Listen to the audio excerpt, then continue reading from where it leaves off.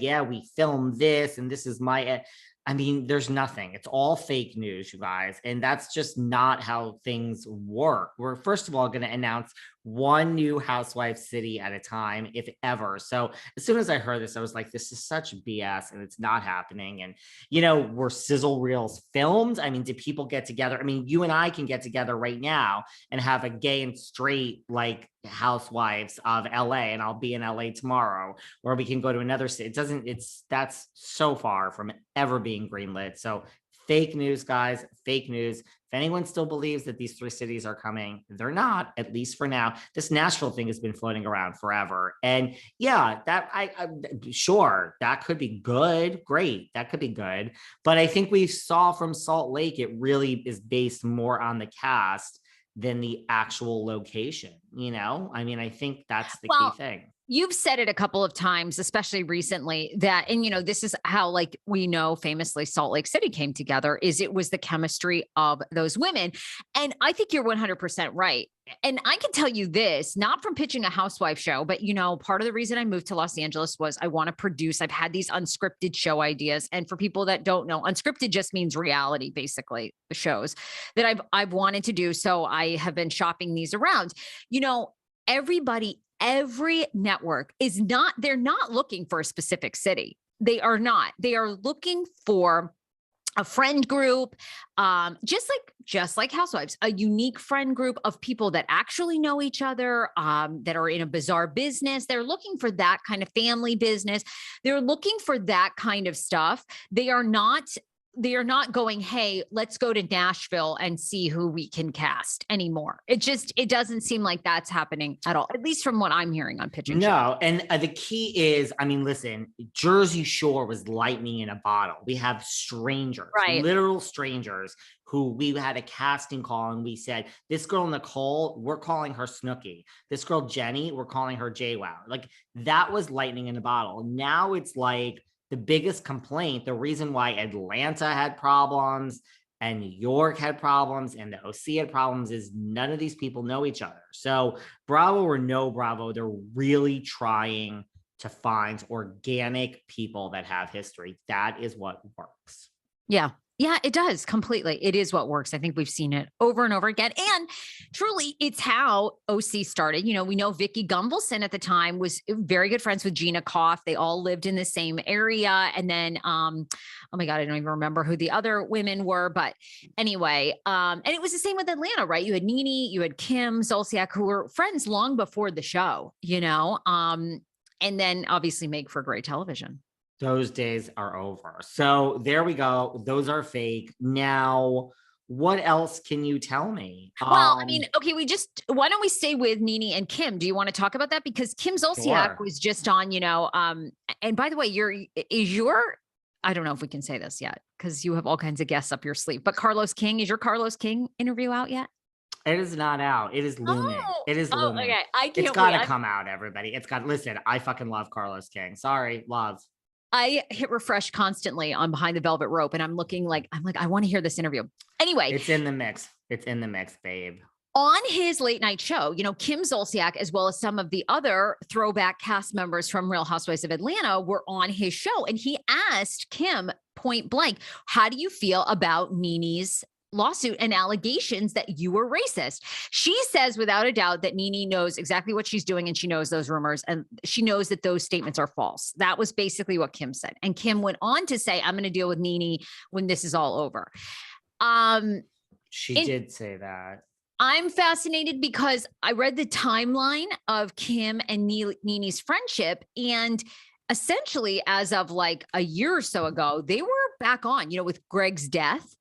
Kim was speaking to NeNe. Kim was offering condolences. Kim was being, they were very friendly as Greg was dying. So they reconciled and were friends again. Yes. I mean, they were friends again. I don't know, perfect best friends, but they were friendly. Absolutely. Yeah.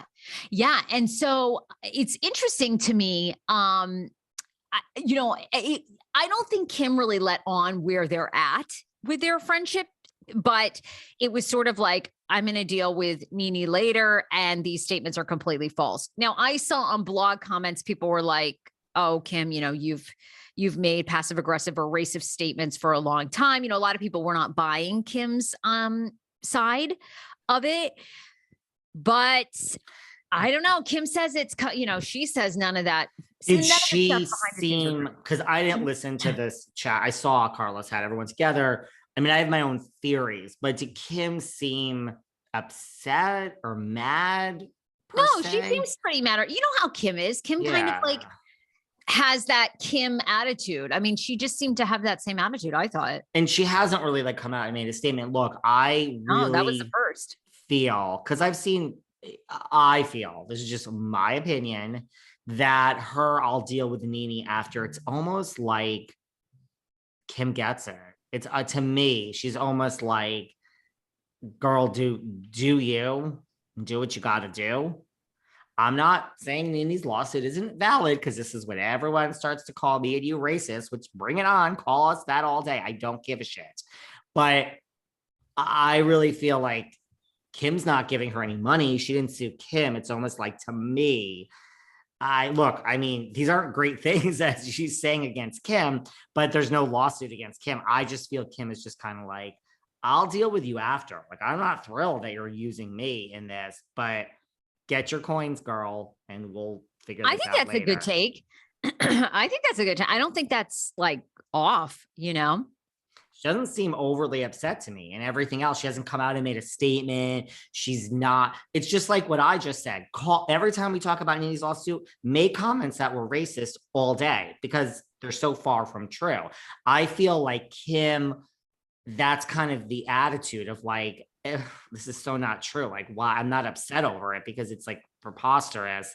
This is just where I think Kim is coming from. I'm not saying that, NeNe doesn't have a case, but I just think from Kim's point of view, she's like, whatever, go get your coins and I'll deal with you afterwards. And I don't even think her dealing with NeNe is going to be so like, stay the fuck away from me. It's just going to be like, that was shitty, but great. Right? Like, to me, this is right. You're not wrong. I mean, I think Kim probably gets it too. And Don't Be Tardy has been canceled. I mean, does Kim have any affiliation with Bravo? Has she been on any of the girls' trips?